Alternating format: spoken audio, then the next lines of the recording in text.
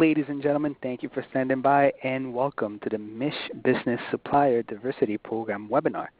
During the presentation, all participants will be in a listen-only mode.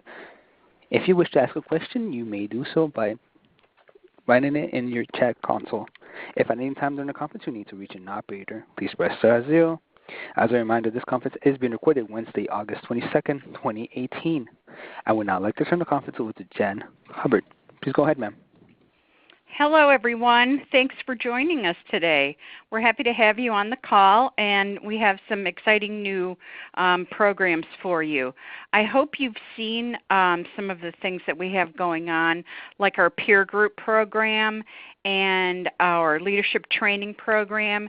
And the newest, and the newest person to our staff, is Erica White, who will talk about our Supplier Diversity program. So, Erica, I will let you introduce yourself, but we're very happy to have you joining us, and we're excited about this program. So go right ahead. Thank you so much, Jan, and good afternoon, everyone. Thanks again for taking the time out to attend this webinar, and I really hope that you will learn something from it and that it will be a good use of your time. And I'll try not to bore you to death. It is a topic that many people know about, many don't. So the intention today is to just give you more information about what supplier diversity is and what this particular program that we've developed at MISH Business is. So with that, you see the slide right now that says WBE Insurance Program. I wonder how many people actually know what WBE stands for, and I can't hear you, but I'll tell you what it stands for. They can raise their hands. Oh, they can raise their hands with the little. You might get a little gold star if you know. Did anybody raise their hand, Jan? No, you'd be able to see it too. Okay. They probably know. Well, I'm on full screen. Women Business Enterprise is what it stands for. So with that, I'll give you a little background about me. As Jan mentioned, I am new to the MISH Business organization. I started in February, so I just hit my 6-month mark. Prior to that, I have held several positions in purchasing, supply chain, supplier diversity, and diversity and inclusion. So consistent throughout my career has been the strong passion that I do have for diversity and economic development, working with businesses, small businesses, diverse-owned businesses. I have held previous positions at Blue Cross Blue Shield of Michigan most recently before coming here to MISH Business. I also worked in automotive at Ford and for the city of Detroit. So I do have a very diverse background of industries that I've worked within. I have a bachelor's degree in marketing from Kentucky State, which is a historically black college and university. And I also went to Wayne State right here in Detroit, which is where I'm from. I got my MBA from there. I do live in the suburbs, though. I used to live in the city, so we are now living a suburban life with our feisty and sassy 2.5-year-old who's going on 13. She's kind of the boss of the house. I don't know how many people can relate, but I wanted to put her picture here because she is the boss, so she is in charge of everything that I do. So with that, I want to give you all, just before I go into more information about the Supplier Diversity Program and what that really means, why it's important, I want to give a very general and brief overview of MISH Business, the organization. This organization was really created to help small businesses across Michigan succeed. So we really intentions are to positively impact businesses here in Michigan, which also positively impacts our economy. So MISH Business has actually touched over 150,000 businesses within the 30 years that we've been in operation. We have a lot of programs. We have some sister companies that you'll learn a little bit more about as I go through the presentation. A couple of them you may have heard of. Corp Magazine, which is one. Best and Brightest Companies to Work For is another one of our sister companies.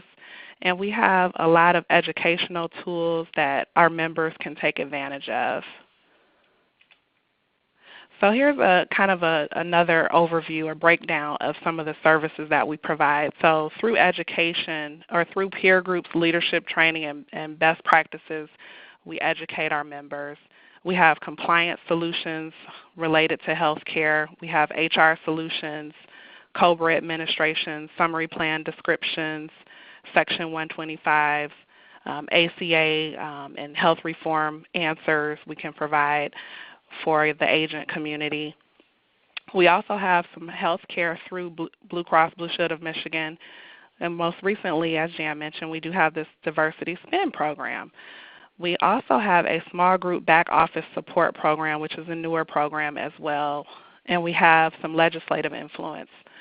We also offer several networking events. Hopefully some of you have seen that we have a health benefits and compliance conference coming up on September 11th at Vista Tech in Livonia. We would love to have you there. If you are interested in attending, just shoot a message in the chat box and we'll make sure you get registered for that.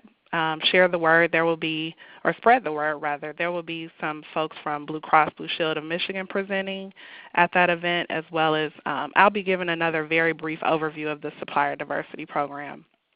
So we offer a ton of events such as that one throughout the year that allows our members to partner and connect with industry leaders and potential clients. So networking is something that we're very passionate about as well. And then as I mentioned, we really are here to foster the growth of businesses in Michigan. So with that, what I'm going to do is give you an overview of the Supplier Diversity Program, and then I'm going to kind of go backwards and tell you more about supplier diversity in general terms. So this particular program, it's the Women Business Enterprise Insurance Program. What it essentially does is allow small and mid-sized companies that offer Blue Cross Blue Shield of Michigan or Blue Care Network health insurance the exclusive ability to count premiums towards their women-owned business spend. So I'll get more into what spend means, but this is a very exclusive program. There's no other program like it in the market right now. Our owner, along with some leaders at Blue Cross, really came up with this innovative program to solve a need in the market, which is companies that needed to increase the amount of money that they spent with women-owned businesses. So we're doing that through allowing them the opportunity to count all those monthly premiums, which we know can add up to very significant dollars towards their women-owned business spend. As part of the program, the members are also going to receive some servicing. They'll receive exposure through our sister company, Court Magazine, networking opportunities, sponsorship. Some of our other members are not entitled to all of these benefits, so we've really tried to ensure that this program offers a lot of added value to our members. The program is made possible because we have an over 30-year partnership with Blue Cross, and we also are requiring that Thrive membership is acquired for this particular program. It's pretty reasonable considering all the things that they will receive as being members. So the cost can range from about $62.50 a month upwards of $270 a month. Really depends on the group's size. And what you see in bold there, the member companies would continue to work with their current agent, and their commissions remain unchanged. So that's a very critical point, is that we are looking to partner with agents. We are not looking to take over their business. We really want to offer this program as a way for agents to offer some added value to their clients. So some of the other key program aspects are the fact that this program allows companies to count their premiums towards their women business enterprise spend through this program. It does only work with fully insured clients of Blue Cross or Blue Care Network at this time. However, in the future, we're hopeful that we may be able to take on self-insured customers. Again, there's no changes made to the agent of record or the commissions. We have partnered with TGG Solutions as well, formerly Groton House, and they will be handling the billing. So the billing will change to TGG Solutions for the client, so they will see that change. And again, I mentioned they will be required to pay Thrive membership dues to participate.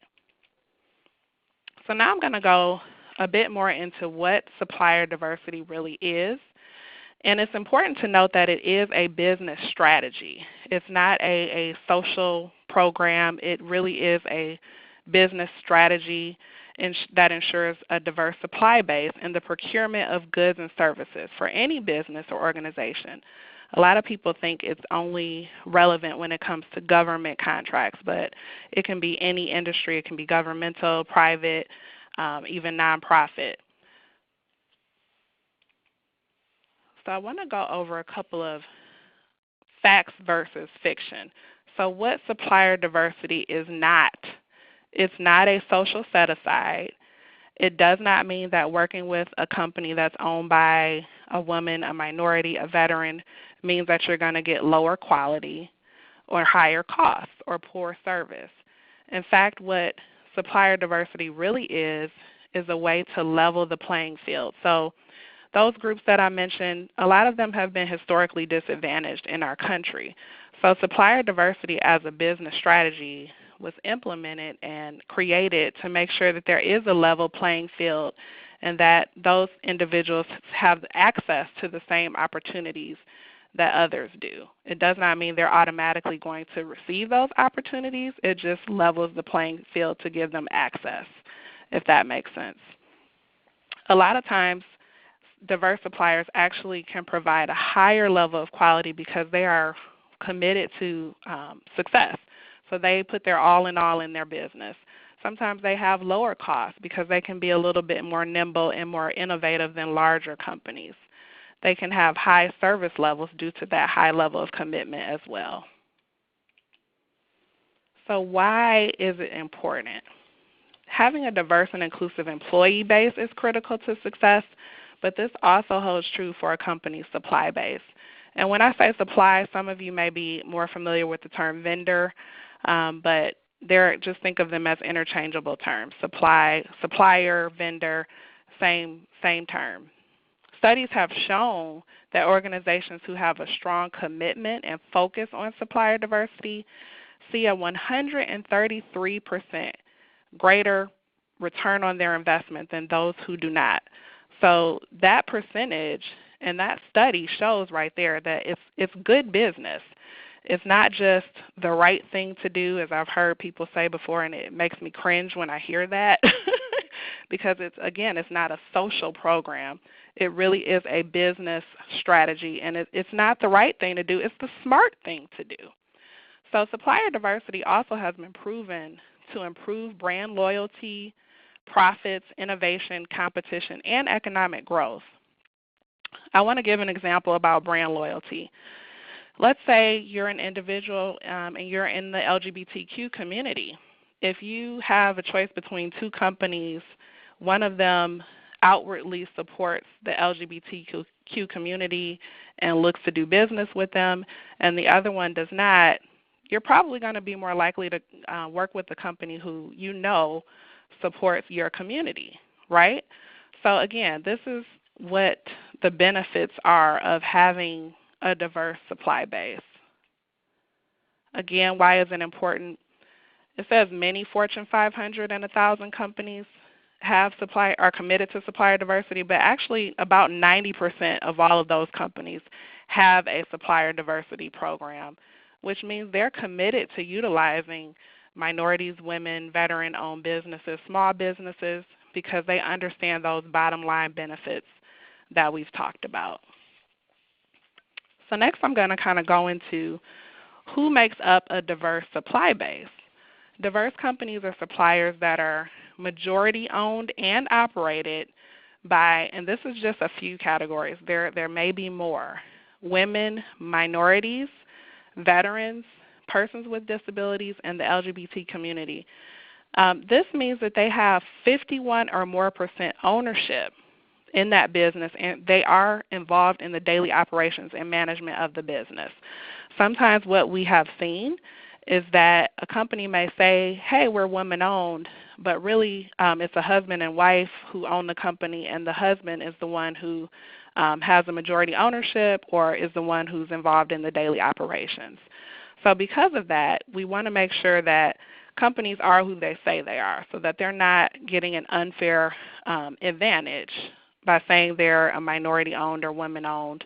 and they're not. So there are certification groups who actually certify a company as being an MBE, WBE, VBE, and DBE, and you can see what those mean on your screens. So those, some of the certifying organizations, the main ones that you may have heard of are the WBENC, which stands for Women Business Enterprise National Council, and the NMSDC, which stands for the National Minority Supplier Development Council. Those are two organizations that certify companies as women-owned or minority-owned. So they actually will go in and take a look at the financials. They'll look at tax statements. They'll look at, the owner's background to make sure that they really can be certified in that particular category. So these same companies that have the supplier diversity programs, a lot of them may require their suppliers and vendors to report back to them how much money they have spent with diverse-owned companies as well. So a couple of things to note here. Some people think, well, the company I have in mind, they are minority-owned, so they don't need to report. No, they're not excluded. It can be any type of ownership for that first tier of suppliers. So let's say it's GM, and they have one of their suppliers is Rush Trucking. Rush Trucking is women-owned and minority-owned. But GM is still going to say, hey, Rush Trucking, we still want to know how much you're spending as a woman with women-owned businesses and minority-owned businesses. So hopefully that makes sense. So whether the company is, whoever owns the company does not mean that they're going to be excluded from reporting how much they have also spent. And a lot of times the corporations will set percentage spend targets with their suppliers, and they'll hold them accountable for reaching them. In that same example, GM may say, for all of our suppliers, we want you to show us that you spent 4% of all the money that goes out of your company for contracts. We want to make sure that 4% of that is spent with minorities. They're going to have them report on that on a quarterly basis in some cases, and they take that into consideration when they look at renewing contracts, putting something out to bid, or ending a contract. So this is taken very seriously. So what is diversity spend? The spend is essentially just the changing of hands of the money that is paid from that corporation to that supplier or vendor. So this slide, I really want to emphasize the fact that corporations really want to ensure that who they're doing business with is aligned with their core values and their business strategies. So if supplier diversity is a business strategy for them, they want to make sure that their suppliers are having the same types of commitment to diverse-owned businesses. So let's say a company, it could be the difference between having just one purchase order that you do on a one-time basis with a large corporation versus locking in a multi-year agreement, a multi-year contract where you have continuous business with that company. So it really is important for companies and suppliers to ensure that they are instituting the same values that their customers and clients have. So again, it is the diversity spend is the actual dollar amount paid directly by a corporation to a diverse-owned suppliers. Those dollars are then counted towards that particular spend category. So the spend could be back to the other slide where it had the WBE, MBE. So those are the different categories. So you have your women-owned spend in one category. You have your minority-owned spend in another category. And I want to stop right here for a moment too. Sometimes people confuse minorities and women. So they should be looked at as two separate categories. Now, a woman can be in both categories. A minority can be in both categories. However, they are two separate categories. So if a company has a supplier diversity program and they say we need 10% with minorities, that women would not be counted in that number. Hopefully that's making sense. If not, I can definitely answer questions at the end. So why is it important? Again, it's important amongst all industries that we represent those underutilized and historically disadvantaged companies. So again, we don't want to only think about automotive. We don't only want to think about government. This can apply to any and every industry. So really have your broad thinking caps on when you're thinking about who this could affect or who this could impact. A lot of people do tend to think about automotive because they were the earliest adopters of this strategy of supplier diversity. For example, I think GM just celebrated 50 years recently in supplier diversity. But again, even educational entities such as colleges and universities, energy companies, banking industry, healthcare, they all have supplier diversity programs. Many times there will be language in the contract with that company and that supplier that says you do have to spend X amount or you've got to subcontract X amount with a woman or minority. But it really can vary. It's not a one-size-fits-all. So just keep that in mind as well. So who should be considered? Companies that are owned by diverse people. But again, they don't necessarily have to be. But when I put this bullet point here, my thought process was companies that are already owned by diverse people, they already understand supplier diversity. So it may be something that they already have some knowledge base around. So you just may want to start there. But again, it doesn't have to be. Also, those who do business with Fortune 500 companies, or they want to. Maybe they're not doing business with them now, but maybe a company has really wanted to do business with DTE for a long time, but they haven't been able to.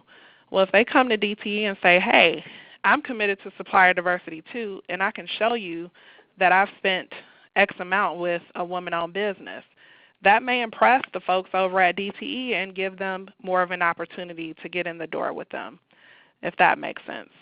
And then those companies who have their own internal commitment to diversity or supplier diversity. So even if they don't have a reporting requirement to their customers or clients, maybe they have their own commitment. So they could be considered for this program too. And these are the key industries that I've listed here. These are just some thought starters. Again, I would say think broadly when it comes to maybe the clients that you may have, your book of business, and where they might fit in. So next I'm going to talk about the actual spend categories. It usually falls into two main categories. Diversity spend usually falls into two main categories, which are Tier 1 spend and Tier 2 spend. And I'm going to give you examples of both of those. So what is Tier 1 spend? Tier 1 suppliers are companies that sell directly to the company. So they sell supplies or goods and resources directly to their customer. So in this example, let's say you work at Coca-Cola and you enlist your procurement department to find a company that can provide transportation services. They end up sourcing Rush Trucking for this service, who's a woman-owned business. Rush then provides that transportation service directly to Coca-Cola, and they're paid directly by Coca-Cola. So in this example, Rush Trucking is a Tier 1 supplier because, again, that money changed hands from Coca-Cola and it went directly to Rush Trucking. Okay? Hopefully I'm not losing people. It's kind of hard without being able to see you guys. So what is Tier 2 spend? Tier 2 spend are suppliers and companies that provide products or services to Tier 1 companies, which are then later sold to the end user. These suppliers do not sell directly to the end user, but they supply companies who do. So let's use that same example that we used for the Tier 1 supplier. So let's say your company provides material handling and packaging to Rush Trucking, who then provides those transportation services to Coca-Cola. So in this example, your company is a Tier 2 supplier to Coca-Cola, but it's a tier 1 to Rush Trucking because Rush Trucking has paid you for those packaging services, but Coca-Cola didn't pay you directly. So you're a tier 2 to Coca-Cola. Hopefully that's making sense, guys. I also want to provide you with an example of what it looks like in regards to healthcare specifically. So if you're a part of the sales process, such as you're a sales agent, then you would probably be a tier 2 supplier or a tier 2 spend, because the healthcare carrier, for example, let's say it's Blue Cross. Let's say the corporation has selected Blue Cross as their healthcare carrier. Let's say it's Ford. Ford pays Blue Cross directly, and then Blue Cross pays the agent the commission. So Blue Cross is the tier 1, and the agent who's receiving those commissions from Blue Cross is the tier 2. So Mish Business is a tier 1 WBE spend. Why this can be complex? Each industry and corporation can be different. Some are at different levels of maturity when it comes to how they have developed their supplier diversity strategy. So you will see a range of variances in how contract language is written, what those spend targets are, whether they even require their tier 1 suppliers to report tier 2 spend or not. So you'll kind of see a vast array. So it can be a little complex. And there are some transactions that are not considered part of eligible procurement spend. Sometimes HR expenses, things that can't be necessarily influenced by a buyer or a procurement department and negotiated. Maybe those have to be excluded. Okay. So here are some of the rules of accountability and engagement. Some companies are going to have more strictly enforced diversity programs than others. For example, FCA has been known to have one of the most strictly enforced programs. So they have been known to take contracts away from suppliers that don't meet those supplier diversity targets. And if you know, as you all probably work with some small businesses or suppliers, it can take years to obtain business with a company like FCA. It may have taken 2 years of prospecting, following up for them to even get to the point where they could get a contract with them. So to have that taken away is something no one wants. So it would behoove them to help meet these goals. Many companies are going to require quarterly reporting on that diversity spend. Some even classify a supplier as green, yellow, or red, or high focus. So if you're green, you're good. If you're yellow, you need a little work to do. And if you're red, you're not good. So red means, for example, your goal as a supplier was to hit 4% spend with women, and you're only at 1%. So you're going to be a high focus red supplier. You need to increase that spend as quickly as possible to remain in good standing with your client. So what we've learned is there is a need for an increased Tier 1 WBE spend, and that's part of the reason why this program was developed. So many suppliers are driven to have a more inclusive supply base because of the goals set forth by their clients. Many have their own internal commitment to diversity and inclusion, which I talked about earlier. So there could either be they're encouraged to report, so that's why they may have interest in this program, or they may have their own commitment. So either or would be a potential good fit for our program. Many corporations are going to require their suppliers to meet both minority and women spend requirements to remain in good standing. Sometimes veterans will also be included and other diverse categories because, again, I mentioned this can be complex. It can vary by industry and by corporation. Okay. So how does our program benefit clients? Again, they may have a need to increase their WBE spend to remain in good standing. So with this program, because those health insurance premiums are going to be able to be counted towards their women-owned business spend, if somebody is in the red and they get involved with this program, they're probably going to get out of the red very quickly because of the amount of dollars that can be counted for those premiums. They might even exceed their goal. And this is just, again, a summary of what the additional value is as a Thrive member for this Supplier Diversity program. So we are not a pass-through.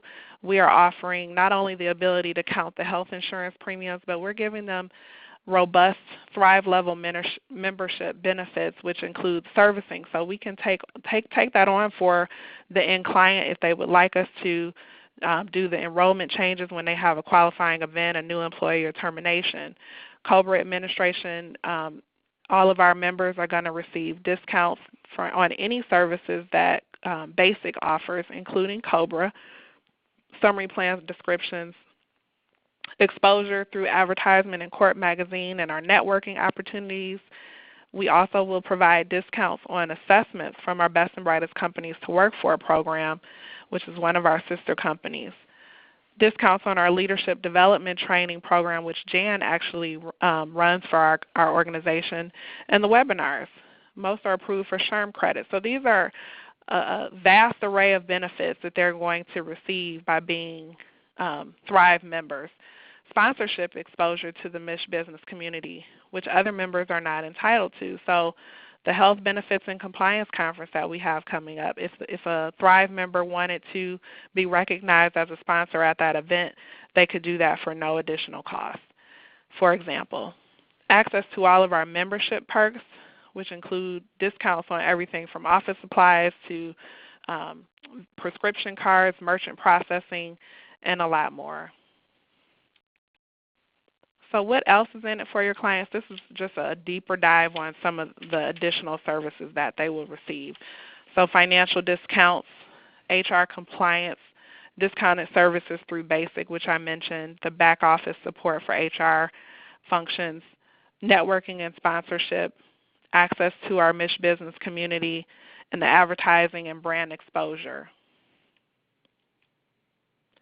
And I can send this out if anybody wants. Actually, we can send the whole presentation over if anybody has an interest, but these are all of the perks that we offer. Now, this is available for all of our paid members. We do have a free membership level, but the Supplier Diversity program is not included in that.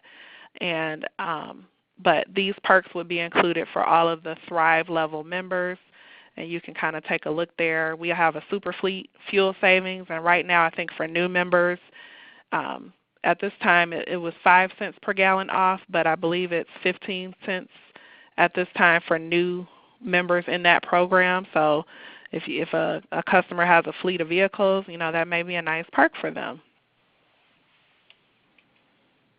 So you're wondering, I know you're wondering, is this program right for your client? It's an opportunity really for you to stand out as an agent who is truly offering an exclusive program that's innovative and can add tremendous value for your client. So we really want to make sure that you can shine as the person who brought this forward to them and offered it as a potential option for them. And if they really have a need for it, they're going to hug you. They're going to thank you. They're going to be so grateful to you. Think what that can do for your retention of your current clients, or helping you, gain new clients and new business. So when thinking about who to present this to, is the company small or mid-sized, meaning they're insuring around 1,000 lives or less? Are they offering Blue Cross or Blue Care Network, or would they consider Blue Cross or Blue Care Network if they're not with them already? Are they fully funded, which we talked about? We can't take on self-funded at this time. And are they committed to supplier diversity, or do they have reporting requirements to their major customers? If so, our program may be just the right fit, and you can shine and party like a rock star with your clients. With that, I am officially done with my presentation portion, and I know that we may have some questions that come up. Thank you, Jan. Thank you. I do have a couple questions for you. Sure. When you talked, you talked about how do you know if it's right for your client. How would agent determine if a client would be eligible? How do you decide? How do you bring it up? So I think a good time to bring it up is a lot of companies may be coming up on their renewals, and so agents may be having engagement meetings to talk about that, or maybe they just have check-ins throughout the year to make sure they're offering value for their clients and that they're there for them. So I think at that point in time, it would be a good time to bring it up, and you can just ask, hey, do you have a reporting requirement to any of your major customers? Do you work with automotives? Do you work with DTE? Do you work with large corporations?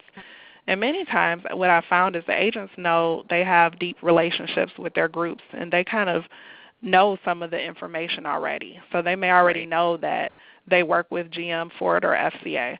So start with those. I mean, I said don't only focus on automotive, but if you got to start somewhere, that's a good place to start because chances are they may have a reporting requirement. Easy place to start in Michigan, right? If you do business with the automotives. I would also say from my past experience is if they provide product or service to government, then that's a good definitely. So and the other thing I just learned too is we have the WBE sticker on our emails, and somebody said to me, hey, I'm buying this leadership training program from you. What's your WBE number? Because they had to prove that. So absolutely. just letting people know. Question from one of our agents: what if I'm already a WBE agency? How does that work between us both being having minority? Yeah, definitely. That's a great question. I think Gretchen asked that. Hi, Gretchen. Yeah. Thanks for joining today.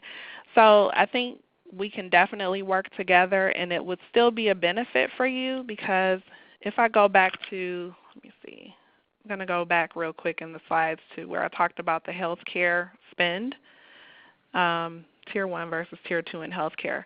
So you're a WBE certified agency, right? But if your customers are working with Blue Cross as their carrier, that means Blue Cross is paying their commission to you. So the commissions and the services, even if you provide consulting services where your clients are paying you directly for those services, that's a different bucket of money than the premiums. So the health premiums are their own unique kind of bucket over here. The commissions are another over here. And then, if you have any fee for services or consulting fees that you're charging your clients. Does that make sense? Because you can still benefit. In fact, it would be great for your clients because they're going to get the benefits of having whatever they spend directly with you being counted towards their WBE spend, plus the commissions that you're paid on a Tier 2 level, and then they can also get the benefit of the health premiums going towards a WBE. So right now, let me see if I get it. Right now, WBE benefits insurance agent cannot offer their client the diversity spend on the premiums. Correct. Okay. They can on other things, but they can't on the premiums, which is the largest bulk of your healthcare spend. Okay. Yep. Exactly. Right. You got it, Jan. So did that help? Did that help, Gretchen? If you can type a yes or no in there, and if you want to talk offline, we can always do that too. Yeah. Okay. Good. Okay. She says there yes. she goes. All right. Anybody else have any questions they want to type in there? So I did just notice, Erica, that your phone number on the slides is missing a number. Oh my goodness, that is a shame on me. I'm so sorry. I didn't notice it too. So maybe you want to. There it is. Okay. So if anybody wants to write down that number, It's 586-393-4383. I also want to invite you, if you're ever in the Warren neighborhood at 11 Mile and Hoover, by all means stop in, because between Erica, myself, and most of you know Jenny Werner, we're happy to take you on a little tour of our tiny little office. It's not that tiny, but and it's have such you a cute meet office, everyone. though. And I'm going to say that because you were on today's call, we would like to give you 2 tickets to the Health Benefits and Compliance Conference. So if you want to email Erica directly and tell her that you are interested, she will make sure that you have your invitation and your free tickets to the conference. It's on September 11th, and it's in Livonia at the Vista Tech Center. We also have the biggest, funnest, that's a word, event of the year is our Best of Mich Business Awards program. So I'm also going to email all of you the nomination form. And it's a great time to nominate your clients or your employees and give them the recognition they deserve. So thank you all very much. Erica, wonderful job. Thank you. And again, if anybody wants the slides, just shoot me an email or pop it in the chat or call, and I'll be happy to send them out. And I'll make sure that that phone number is corrected too at the bottom. Thanks, everyone. Take care. Thank you. Everybody have a great Bye-bye. afternoon. Ladies and gentlemen, that does conclude the webinar for today. We thank you for your participation and ask that you please disconnect your lines. Thank you.